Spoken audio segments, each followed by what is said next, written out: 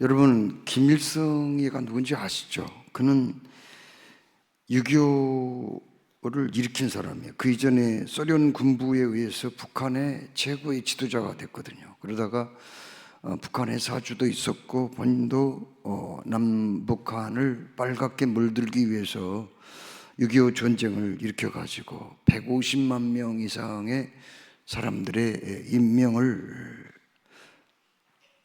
희생시킨 그런 인물이죠.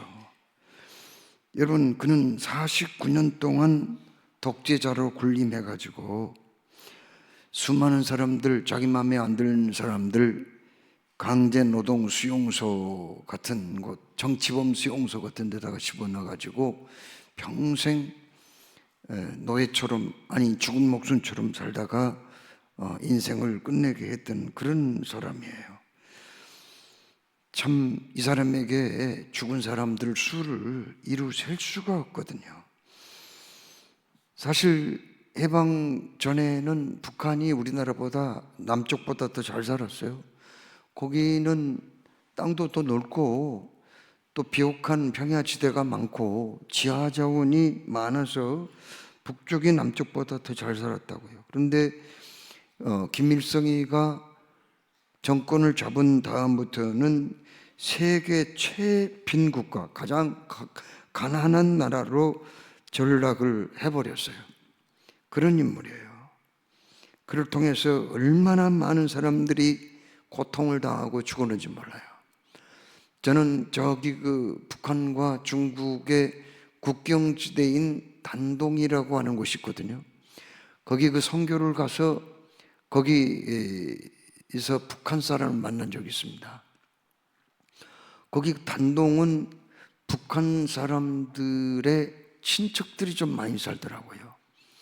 그래가지고 그 허가를 받아가지고 한 달 정도 친척 집에 머무르다가 또다시 북한으로 돌아가는 사람들이 많았어요. 그런데 거기 북한을 빠져나와서 중국으로 들어오려면은 중간에 브로커들이 있어가지고 그 사람은 돈을 줘야 돼요. 또 갈 때도, 들어갈 때도 돈을 줘야 돼요. 그래서 중국에 나와서 어떻게 하든지 돈을 좀 만들어 가지고 가야 되거든요. 근데 제가 아는 선교사님이 북한에서 넘어온 한 50대쯤 되는 여자분을 알고 있었어요. 우리 선교사들이 하는 일이 뭐냐면은 거기 북한에서 친척집에 넘어온 사람들을 성경 교육을 시키는 겁니다. 한 달 동안 얼마나 하겠습니까만은 그래도 어쨌든 한 달 동안 시키는데 그들에게 일당 한 5만 원에서 10만 원 줘요. 북한 돈으로는 엄청 큰 돈이죠. 그래서 그분은 바로 그 선교사님에게 성경 공부를 배우고 매일 한 10만 원 정도 돈을 받는 그런 여자분이었어요. 그런데 우리 한국에서 이렇게 거기 선교차 갔는데 그분을 불러왔더라고요. 그런데 어떤 건물의 지하실에 그냥 아주 좁은 복도였는데 복도 이리 막 그렇게 가가지고 조금만 방이 나오는데 거기서 만났어요. 거기서 이제 북한의 얘기를 좀 들었습니다. 북한은 직장은 있어도 월급이 없어요. 그냥 봉사하는 거예요. 그리고 이제 중간중간 이 깡냉이 죽 같은 거 이런 배급이 나오고 옥수수 같은 게 이렇게 나오거든요. 그걸 먹고 살아요. 그러면은 공부를 좀 많이 한 사람도 있고 못한 사람도 있는데 어떻게 되느냐? 그래도 월급이 없어요. 그냥 일을 하는 거예요. 오직 김정은이를 위해서 일을 한다는 거예요. 거기는 그냥 무료 봉사하는 거예요. 참 그 사람들은 너무 죽을 많이 먹다 보니까 위장병에 다 걸렸어요. 그래서 혹시 남조선에서 무슨 약 같은 거 가져온 거 있냐고 물어보더라고요. 연고도 좋고 뭐 저기 소화제도 좋고 머리 아픈 약도 좋고 뭐든지 좋다. 유통기간이 넘어버리는 것도 좋다는 거야. 왜? 그것도 우리는 필요하다. 없어서 못 먹는다. 그리고 또 유통기간이 넘은 것도 남조선에서 가져온 거 먹으면은 효과가 나타나더라. 그런 걸 좀 달라는 거예요. 넘어져서 무릎이 깨져도 바를 약도 없고 그냥 얼굴에 종기가 나도 바를 약이 없다는 거예요. 그러자 한참 이제 그 대화가 무르익어서 질의응답을 하는 시간이 한 2시간 정도 가까이 지났는데 밖에서 누가 쾅쾅쾅쾅쾅쾅 문을 두드리는 거예요. 그랬더니 바로 그 방문이 아니라 저기 저만치 좁은 복도를 통해서 그 방에 들어왔는데 저기 좁은 복도에도 중간 문이 있었는데 거기서 그렇게 두드리더라고요. 그러자 북한에서 온 그 여자분이 얼굴이 노래지더라고요. 얼마나 겁에 질렸는지요. 정치 보위부 사람들에게 걸리면은 그건 남조선 사람하고 접촉하면은 그건 정치범 수용소나 아니면은 사형이거든요. 그 모습을 보고 얼마나 불쌍한지요. 그 긴장하면서 얼굴이 노래지면서 겁을 먹는 그 겁에 질린 그 모습을 보면서 얼마나 그분이 불쌍한지 몰랐어요. 여러분, 김일성이가 1994년 7월 8일에 심근경색으로 사망했어요. 그런데 그 김일성이가 죽을 때 북조선 전 그 국민들은 애통하며 오열하는 그 모습을 우리는 그 영상을 통해서 봤습니다. 어떤 사람은 그 거짓말이다고 쇼라고 그건 모르는 소리예요. 남쪽에서 어느 그 국제대회가 있어서 북한 팀이 왔는데 그 북한 내 그 선수들을 환영한다는 그런 플랜카드가 있고 거기에 김정일의 초상화가 한쪽에 있었습니다. 비가 왔어요. 우리나라는 플랜카드 걸어놓고 비 오면은 내버려 두죠. 그냥 그걸 어떻게 해요? 그래서 차 타고 가다가 막 뛰쳐가가지고 그 현수막을 보면서 막 그냥 눈물을 글썽이며 도대체 이럴 수가 있냐고 말이죠. 에? 어떻게 우리의 어버이 수령님을 이렇게 비를 맞추냐고 말이야. 에? 그러면서 막 눈물을 글썽이며 울부짖는 그런 모습을 보았습니다. 여러분, 그게 쇼일까요? 그건 쇼가 아니에요. 그 사람들은요, 오랫동안 어려서부터 그런 세뇌 교육을 받았거든요. 왜곡된 사상과 가치를 주입을 시켜버린 거예요. 그래서 그들은 그렇게 완전히 쇠뇌되어 가지고 그렇게 돼버린 거예요. 2200만 북한 동포들은요, 북한 그분 주민하고 2시간 이상을 대화를 하면서 제가 느낀 점은 북한 2200만 국민은 오직 김정은의 노예들이구나, 그런 걸 느꼈어요. 참 요즘 남쪽에서 이루어진 일들을 본다면 너무 놀릴 거예요. 아마 대통령이 감옥에 들어갔다. 그거 정말 얼마나 놀랄까 싶어요. 그 사람들은 상상도 할 수 없는 일이죠. 왜곡된 사상과 가치관, 그 사람들은 그렇게 되고 말았습니다.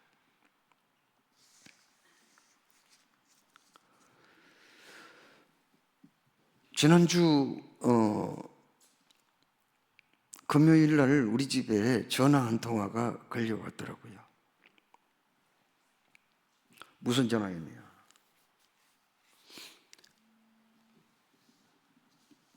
자기가 어느 날 봉일천 시내를 나왔대요. 근데 우리 교회 어떤 분이 전도를 하고 있더래요. 날씨가 엄청 추웠는데 막 이 전도지를 나눠주면서 예수 믿으라고 하면서 교회 자랑을 그렇게 많이 하더래요. 그래서 자기는 옛날에 교회를 조금 다녔대요. 옛날에 조금 다녔는데 지금은 안 다닌대요. 그런데 자기는 교회가 뭔지 조금 알아요. 그런데 날씨가 그렇게 추운데 그렇게 추운 날씨에 밖에 나와가지고 이렇게 전도하는 그런 모습을 보고 미안한 마음도 들고 그리고 고마운 마음도 들더래요. 나는 지금 교회 안 다녀. 옛날에 다녔어. 그런데 그 전도지를 나눠주면서 전도를 하더라는 거예요. 날씨가 추운데. 그래서 교회 자랑을 그렇게 많이 하고 그래서 정말 봉일천 장로교회가 좋은 교회인가? 한번 나도 가보리라. 그렇게 마음을 먹었대요. 그래서 주일날은 바쁘고 해서 평일에 한번 와왔다는 거예요. 그 느낌이 좋았대요. 사람들을 만나서 대화하고 그런 건 아니지만 느낌이 좋았대요. 그래서 앞으로 봉일천 장로교회를 다녀야겠다고 그런 전화였어요.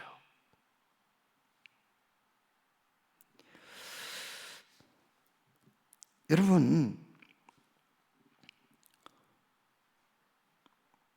한번 그 전도자 추운데 예수님을 자랑하고 교회를 자랑하고 예수 믿고 구원받으라고 추운데 그렇게 전도를 한 그 사람 보세요. 그리고 김일성이가 그렇게 49년 동안 북한 인민들을 괴롭게 하고 수많은 정적들을 비참하고 처참하게 처형시키고 그냥 수십만 명을 정치범 수용소, 강제노동 수용소에 집어넣어가지고 죽은 목숨처럼 그렇게 지내게 만들었던 이 나쁜 사람, 그 사람이 죽을 때 그렇게 통곡하고 애통해했던, 그렇게 오열하고 슬퍼했던 그 모습을 한번 비교해 봅시다. 자, 북한의 그 사람들은 왜곡된 사상과 그리고 왜곡된 가치관을 주입시켜 버렸다고 그러죠. 어렸을 적부터. 제가 중국의 국경도시 단동에 가서 북한 사람 직접 만나고 2시간 이상을 대화하면서 그게 진짜구나, 북한이 그런 나라구나, 요걸 제가 느꼈다고 그랬거든요.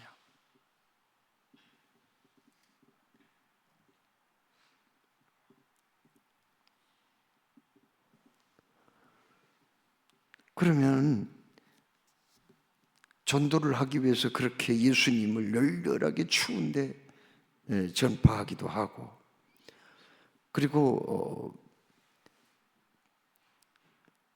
매년 우리 기독교 선교단체에서 조사를 합니다. 종교를 위해서, 자기가 믿는 종교를 위해서 목숨을 잃은 사람들, 순교한 사람들의 숫자를 다 이렇게 통계를 해요. 그런데 가장 많은 그 종교, 순교자가 가장 많은 종교는 단연코 기독교예요. 1년이면은 약 3,000명 정도가 죽는다는 거예요.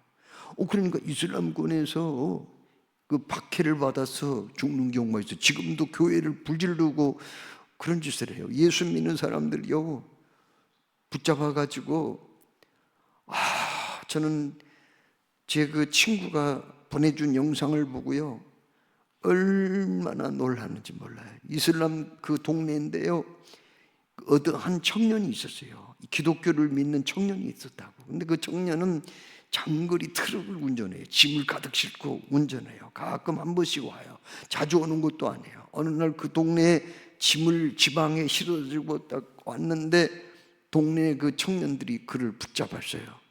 그래가지고 그 동네 그 입구 어귀에 빈 공터가 있어요. 그리 끌고 간 거예요.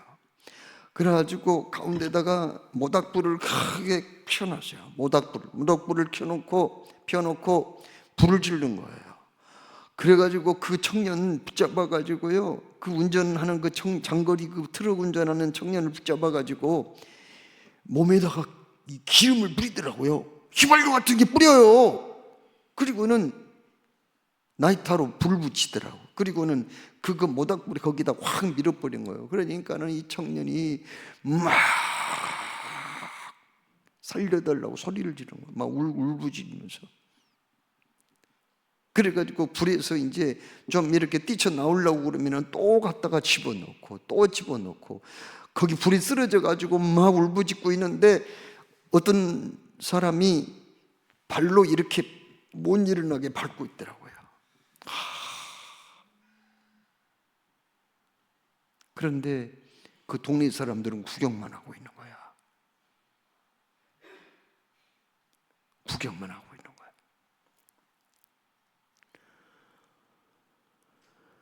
야, 참. 그리고 거기 그 오토바이가 그 길 옆으로 뭐 쌩쌩 지나가기도 하고 또 가끔 차도 한 대씩 지나가는데 사람을 그렇게 죽이는, 예수 믿는 청년을 그렇게 죽이는데도 아무도 말리지를 않더라고.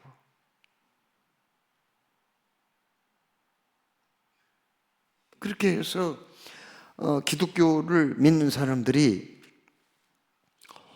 1년이면은 약 3,000명 정도가 전 세계에서 죽임을 당하고 있다는 통계를 봤어요.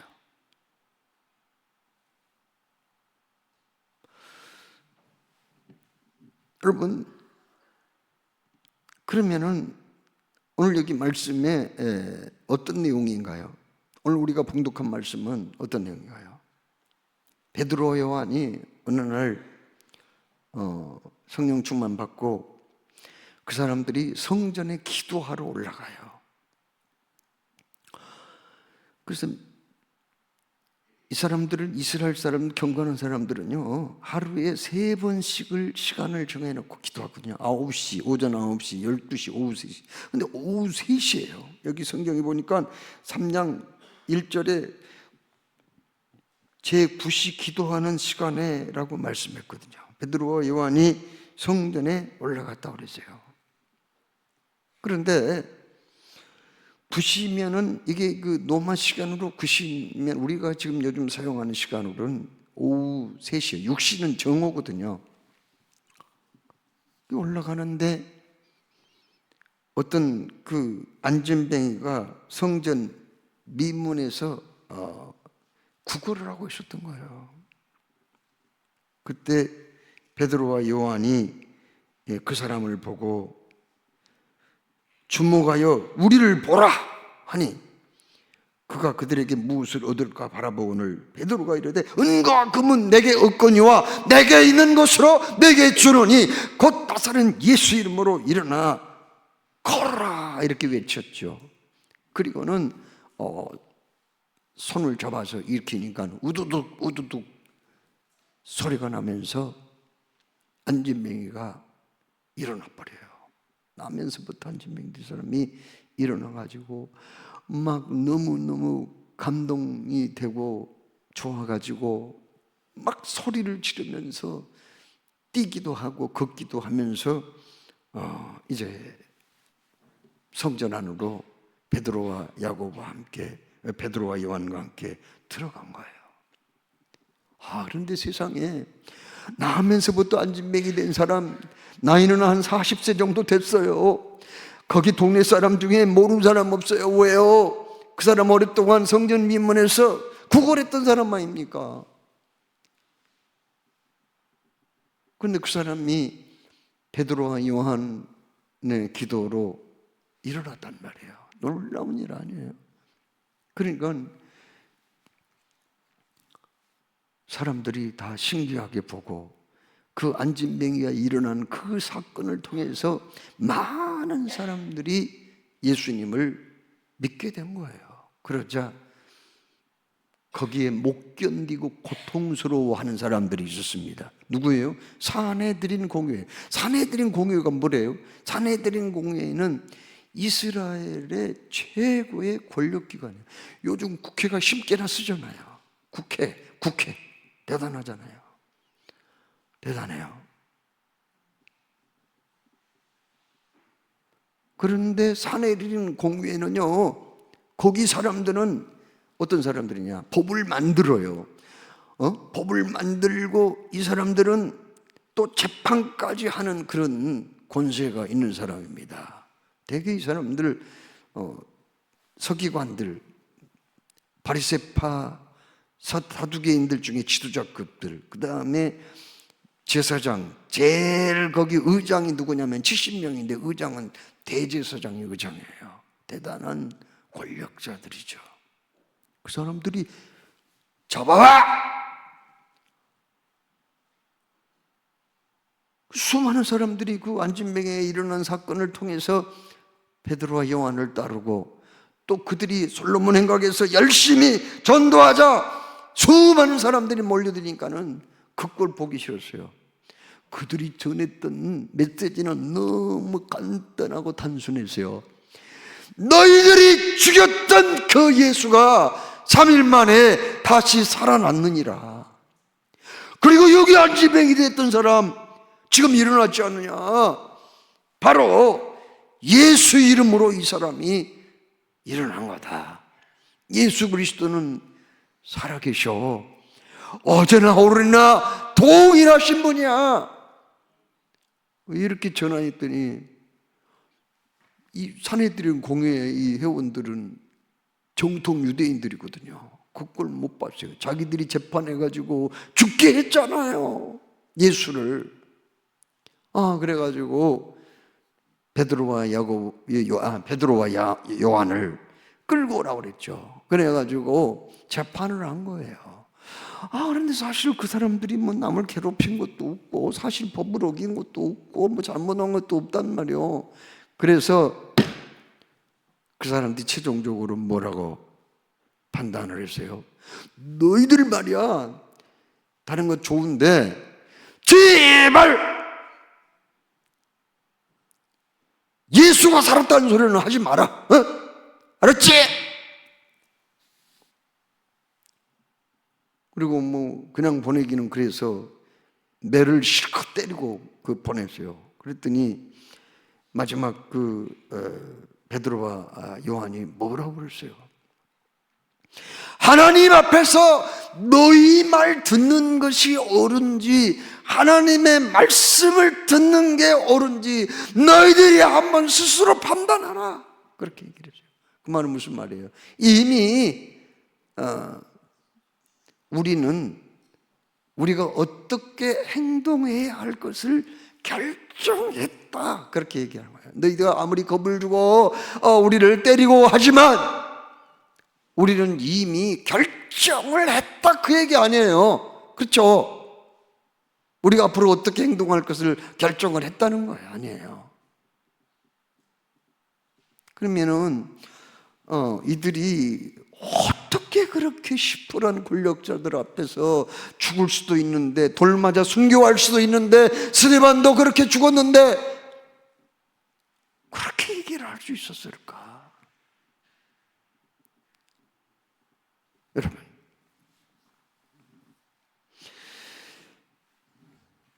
그러면 전도자들은 그렇게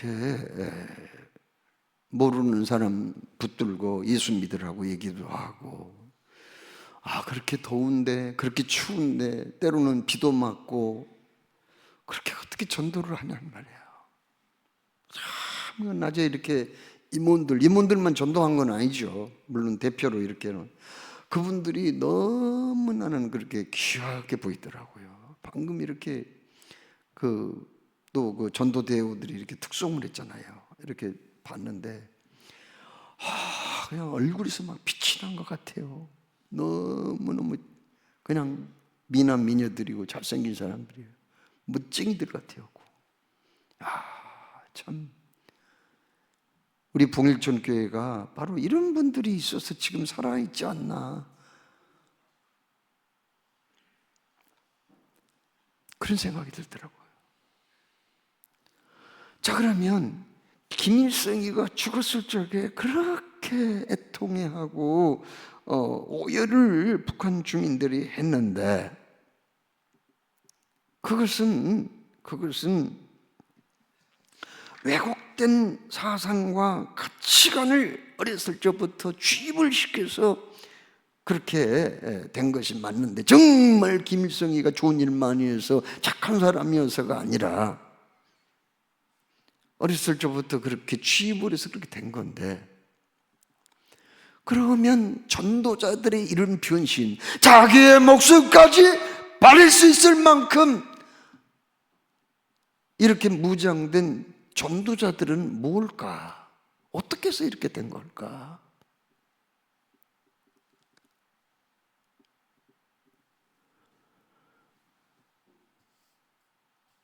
여러분, 전도는요, 여러분 잘 들어보세요. 전도는 그게 은사이 아니에요. 로마서 4장 말씀이나 고린도전서 12장 말씀을 보면은 성령의 은사가 거기 나오거든요. 은사는 하나님이 주님의 몸된 교회를 섬기라고 거듭난 사람들에게 주시는 선물이에요. 그러면은 이 전도는 이게 은사가요, 아닐까요? 아무리 뒤져보세요. 거기 그 고린도전서 12장 은사장을 찾아보세요. 거기 은사라는 말 없어요. 은사라는 말 없어요.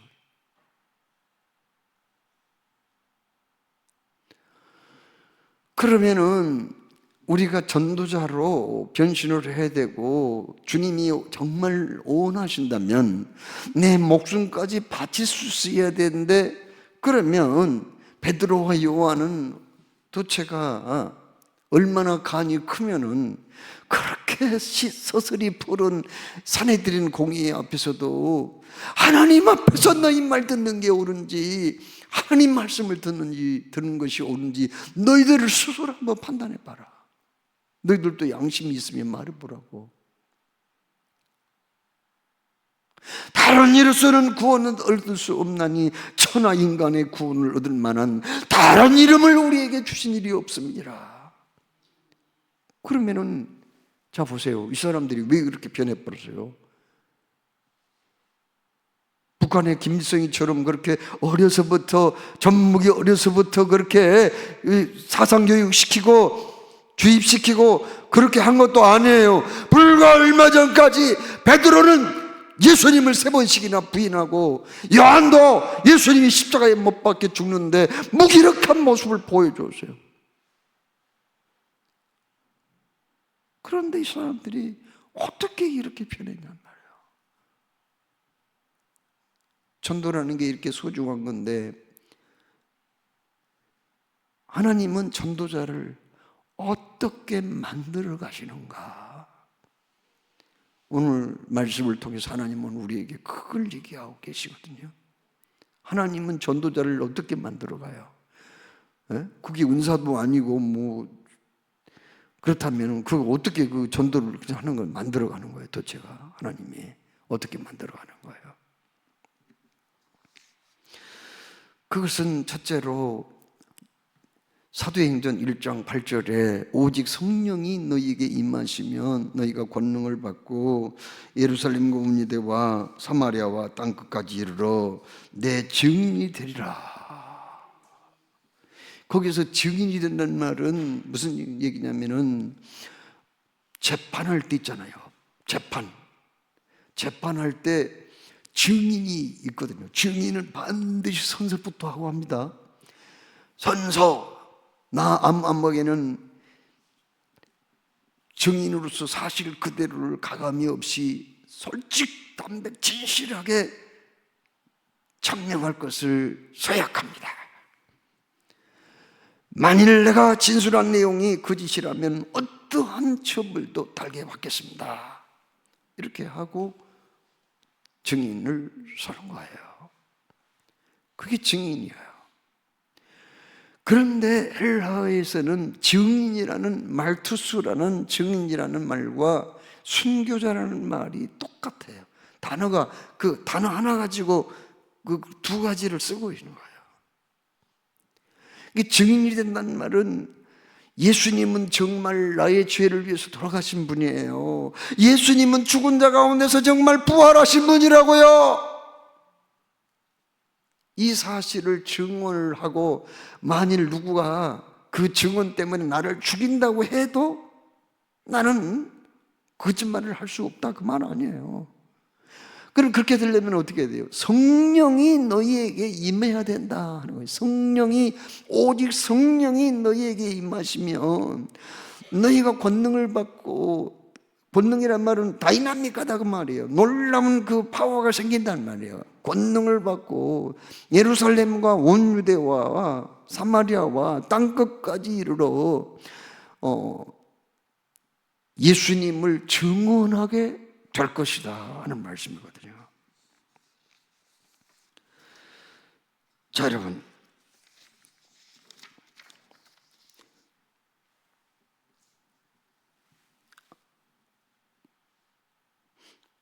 무당이잖아요. 무당. 구단은 무당. 구단들 봤어요? 구단 사람들은요, 이 사람들 중에는 강신무당이 있고 수순무당이 있어요. 강신무당은 대개 무병에 걸립니다. 무병에 걸리면은요, 뭐 그냥 어디가 아픈지는 몰라. 그런데 막 그냥 머리가 찌끈찌끈 아프고 막 허리가 부러질라 부르고 잠도 안 오고 막 그냥 너무 고통스러운 거야. 아파. 시름시름 아파. 병원에 가서 진찰 받아봐야 어디가 무슨 뭐 때문에 아픈지 병명도 안 나와. 너무너무 힘들어. 그래서 어쩔 수 없이 거기 무당 집에 가봤더니 허허 헛짓 많이 하고 다녔구만. 네가 앓고 있는 병은 무병이야. 다른 길은 없어. 빨리 내린굿을 해. 그렇게 얘기한단 말이에요. 내린굿 하라고. 내린굿 하면은 어떨 때는 이틀을 할 때가 있어요. 어떨 때는 3, 4일, 일주일간 할 때도 있어요. 내린굿 하면은요, 나중에 이제 그 사람 대나무 잡고 이제 하면은 신이 정말 내려와요. 귀신이 내려옵니다. 그러면은 막 대나무를 막 흔들어요. 사시나무 대나무 하나만 잡는 거 아니에요. 한 묶음 막 사시나무 떨듯이 막 그냥 떨면서 이제 그 사람 무병 걸리게 만든 그 귀신이 딱 나타나요. 그런데 그 남자 귀신도 있고요, 여자 귀신도 있어. 근데 남자 귀신은 목소리가 여자인데도 남자 목소리 같이 막 내요, 진짜로. 할머니 귀신이 있으면 그 할머니 목소리가 영락 없어. 돌아가신 할머니 목소리가 막 내는 거예요. 내 어리석은 자야, 어째 깨닫지 못했노. 너는 나와 함께 장군신을 섬겨야 돼. 장군신, 재영 장군 몰라? 내가 꼭 무당 같네. 아유, 어쩜 이렇게 흉내를 잘 내요?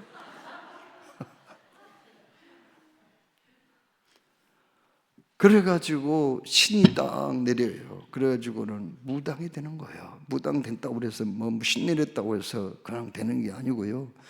뭐 백일 기도도 하고 뭐 무슨 기도도 하고 뭐 별별 짓 다 합니다. 그때부터는 자유가 이제 없어져요. 신방 차려놓고 매일같이 기도해야 되고요. 먹고 싶은 음식을 못 먹고요. 또 부부간에도 자유가 없어요. 그냥 귀신, 들어온 귀신이 시킨 대로 해야 돼. 참. 그런데 무당 중에는 또 수순무당이 있어요. 무병 안 걸렸어. 귀신 하나. 여러분, 박정욱 명창이라고 알아요? 이 사람은 유명한 명창인데 삼풍백과점이 무너졌을 때, 성수대가 무너졌을 때 그때 유령제를 했던 사람이에요. 일본군 위안부 넋을 기를 때에도 구술하고 했던 박수무당이거든요. 박수무당이란 남자무당이라는 뜻이에요. 그런데 그 사람은 배웠어. 그래가지고는 무당 교육을 시킨 무당 선생한테 한번 하루는 물어봤대요. 선생님, 정말 구슬하는데 귀신이 오는가요? 그렇게 물어봤어요. 정말 귀신이 오는가요? 그러자 그 선생이, 예끼 사람아, 아무리 무당이지만 우리도 사람인데 진짜 귀신이 오면 무서워서 어떻게 구슬하겠어?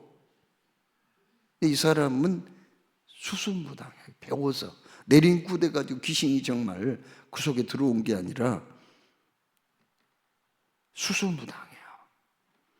배워가지고 하는 사람이에요. 지금도 강남에 무당 거기 학원이 있어요. 그래가지고 한 6개월 동안 등록비 두둑하게 내고 무당 되고 싶은 사람은 거기 가서 배우는 거예요. 혹시 뭐 그 지리 알고 싶은 사람 있어요?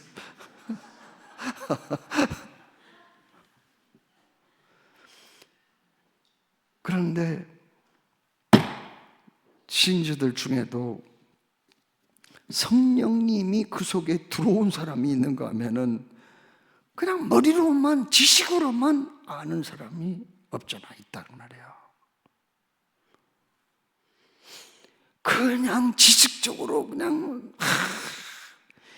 뭐 기독교 역사를 보니 뭐 무슨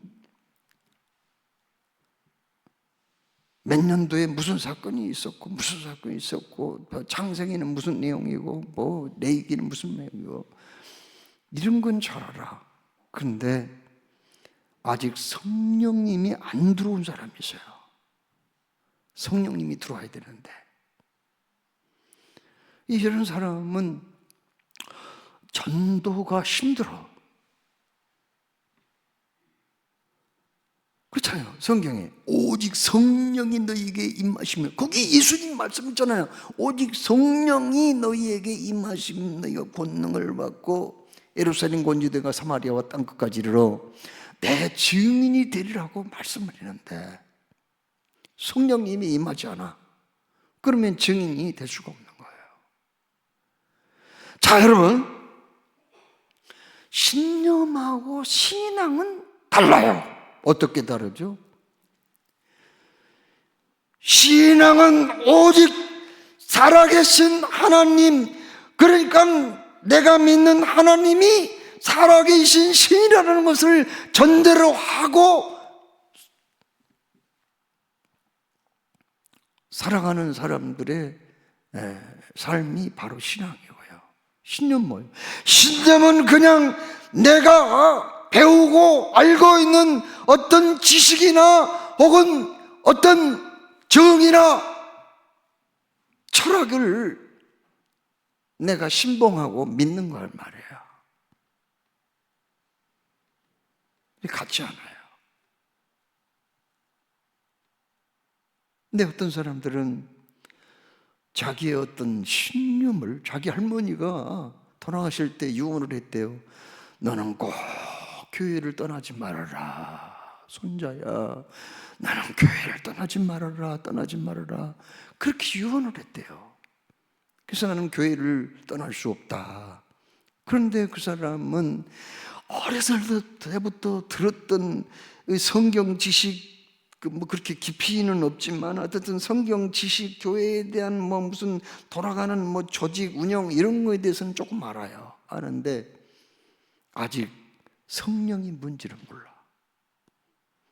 이런 사람이 어떻게 주님의 진정한 증인이 될 수 있으며, 이 사람이 어떻게 자기의 목숨을 자기가 믿는 진리를 위해서 바칠 수가 있겠냐고요.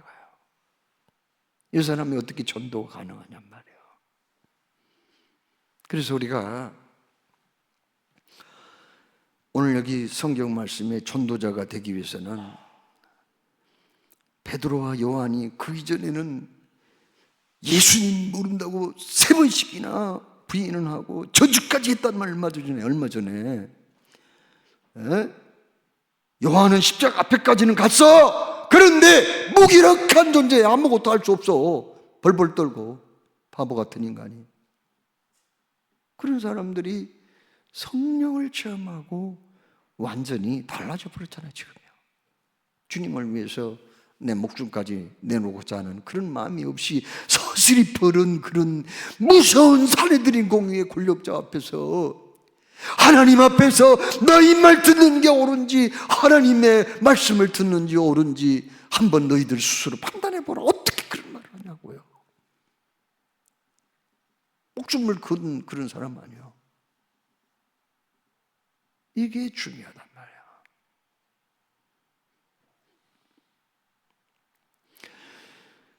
은혜를 받아야 되는데 아직 은혜를 못 받으신 분들은요, 더 목이 좀 더 말라야 돼요. 너무 그 사람 배불러. 여유가 너무 많아. 너무 배가 불러 있어요. 기름기가 너무 끼어버렸어요. 그냥 온몸에 그 혈관 속까지 기름기가 너무 많이 끼어가지고요, 그런 사람들은 은혜를 못 받아요. 더 목이 말라야 돼. 더 목이 말라야지 은혜를 받아요.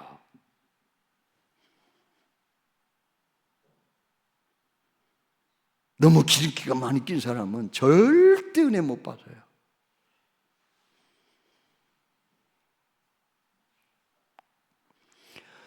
두 번째로, 전도자가 되려면은 어떻게 될까? 그건 하나님하고 지내는 시간이 그만큼 많아야 된다 하는 겁니다. 여러분, 1920년도에 인도에서 있었던 일이거든요. 거기 선교사로 온 분이 우연히 산속을 지나가다가 인간 같은 늑대 2마리를 발견합니다.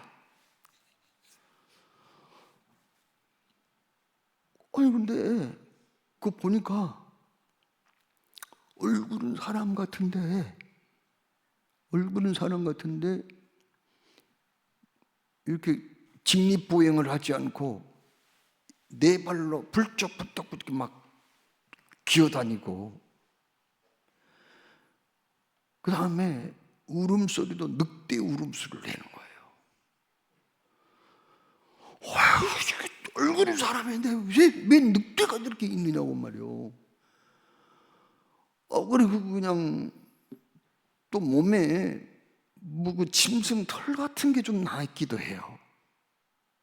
그런 두 사람을 두 마리를 발견한 거예요. 그래가지고 여러 사람의 협조를 얻어가지고 그 두 마리를 생포를 했어요. 그래서 일단 길게 자란 머리털을 자르고 목욕도 시키고 이렇게 보니까 사람이네. 그런데 늑대같이 돼버렸어요. 그러니까 이 젖먹이 어린아이 때에 늑대가 어떤 과정을 통해서 데려가는지 몰라도 그 어린애들을 물어갔어요. 그리고 젖을 먹여가지고 기른 거예요. 그래서 지금 나이는 보니까 대충 짐작을 하니까 11, 2살 정도 보이는 그런 사람이었어요. 그래서 이름도 카마라, 하나는 아마라 이렇게 이름을 지어줬어요.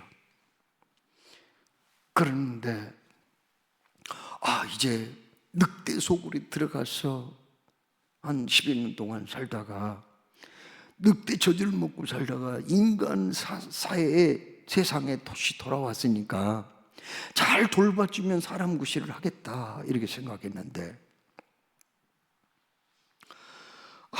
두 아이가 안타깝게도 늘 어두운 데 숨어 있어요. 늘 사람 먹는 음식은 잘 싫어해. 그리고는 이 상한 생선이나 고기 같은 것만 먹어. 그리고 막 그냥 늑대처럼 가끔 화가 나면 으르렁거리면서 대들고 그리고 울 때도 그냥 사람처럼 우는 게 아니라 늑대처럼 우! 우! 이렇게 울어요. 늑대처럼. 참 징그럽기도 하고 무섭기도 한데 이 아이들 그래도 아주 그냥 잘 돌봐줬어요. 그런데 이 애들이 어느 날 도망가 버렸어요. 그냥 감시가 소름 돋는다 도망가 버렸어요. 그래가지고 금방 발견해가지고 붙잡았거든요. 그런데 그렇게 그 선교사님이 사랑으로 잘해주고 관심을 가져줘도 얘들은 적응을 할 수가 없었어요. 그러다가 오래 살지 못하고 죽어버렸어요. 참. 여러분, 늑대하고 살다 보면은 늑대처럼 돼버린 거예요, 그냥.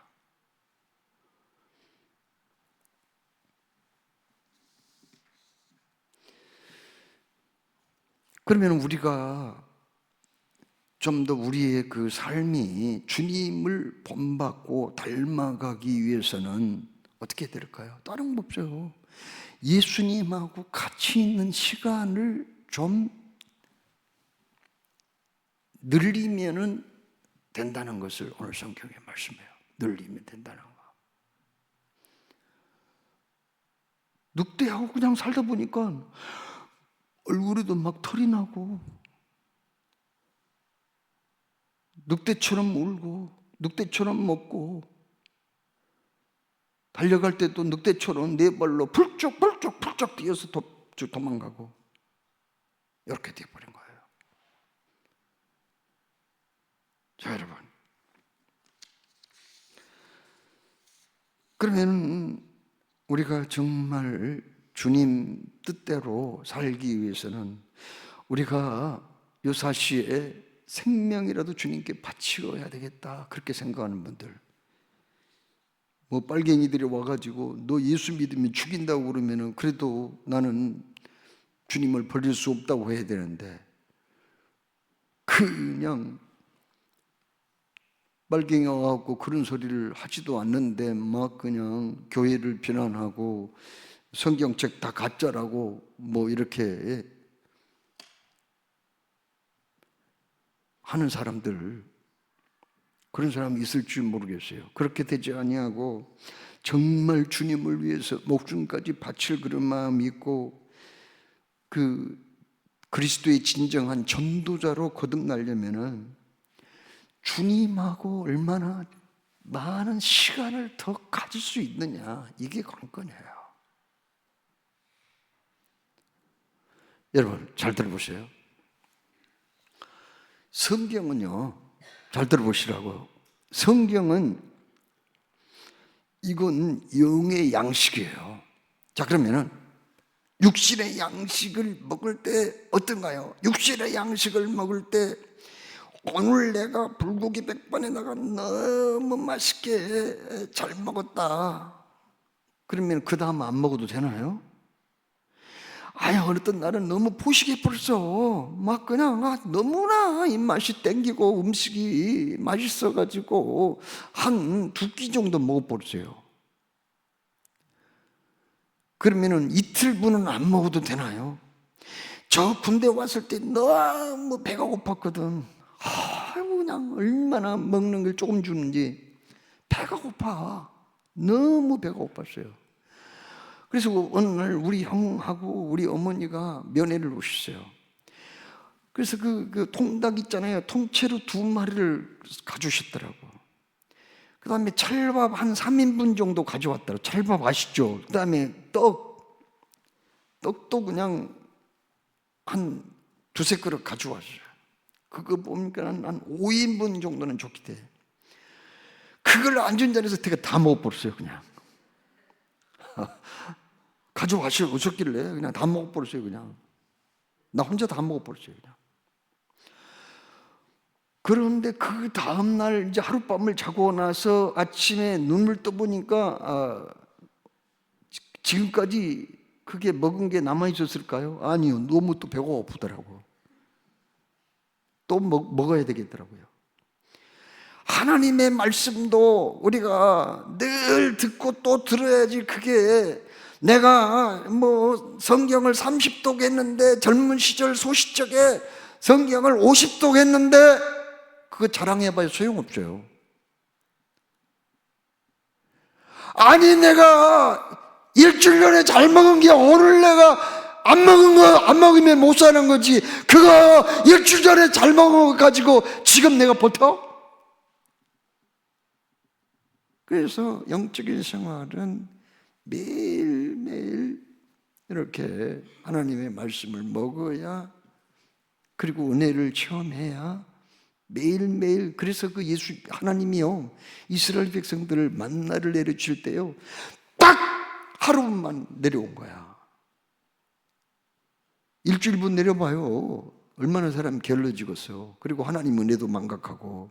그래서 딱 하루뿐이야. 하루뿐. 매일매일 아침마다 일어나가지고 거둬야 돼. 물론 안식일 전날에는, 안식일은 일하지 말아야겠으니까 이틀분을 거둬도 상하지 않았지만, 다른 때는 그거 거둬봐야 다 상하고 썩어 벌레 생겼어요. 그래서 우리가 전도자로 변신을 하려면은, 정말 진짜 예수님의 사람으로 변신하려면은 주님하고 같이 있는 시간을 조금 늘리셔야 된다는 거죠.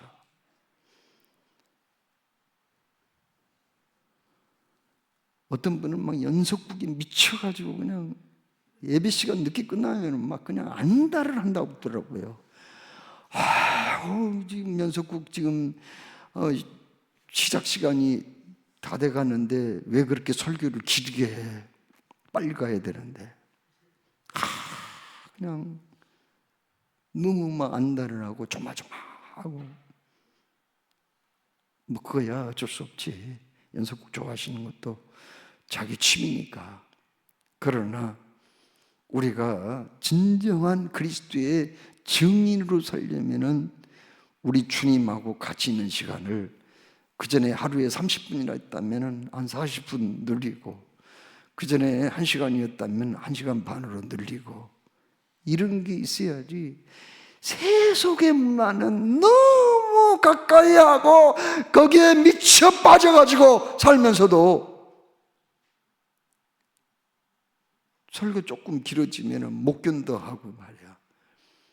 저는 이 아프리카 같은 데 있잖아요. 인도네시아 같은 데 있잖아요. 이런 데 가면은 너무 좋아요. 왜?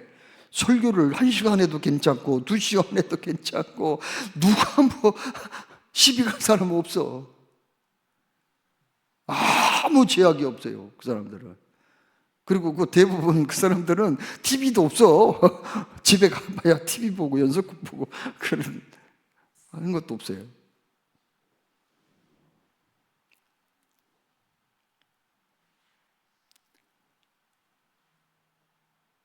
말씀과 기도로 우리가 하나님을 가까이 할 수 있거든요. 그 시간을 조금 늘리다 보면은 내가 주님의 능력을 체험하게 되고 하나님의 임재를 체험하게 되고, 그러면은 내 닫혀진 입이 딱 열려져요. 그리고는 예수님을 자랑하게 돼, 소개하게 돼. 내가 믿는 예수, 당신도 믿었으면 꼭 좋겠어. 이런 말이 나오지. 여기 베드로와 요한 지금 어디 가는 중이에요? 성전에 가지. 뭐하러 가요? 기도하러요. 몇 시에? 오후 3시에. 그러면 오후 3시만 갔을까? 아니에요. 9시도 기도하는 시간인데요. 12시도. 그때도 가서 기도했죠. 그러다 보니 이 사람들이 주님하고 함께 있는 시간이 많아지니까 간이 커져 버렸어요. 그냥 두려울 게 없어, 겁날 게 없어. 간이 커져가지고. 그래서 진정한 전도자로 거듭나게 되었다 하는 말씀이에요.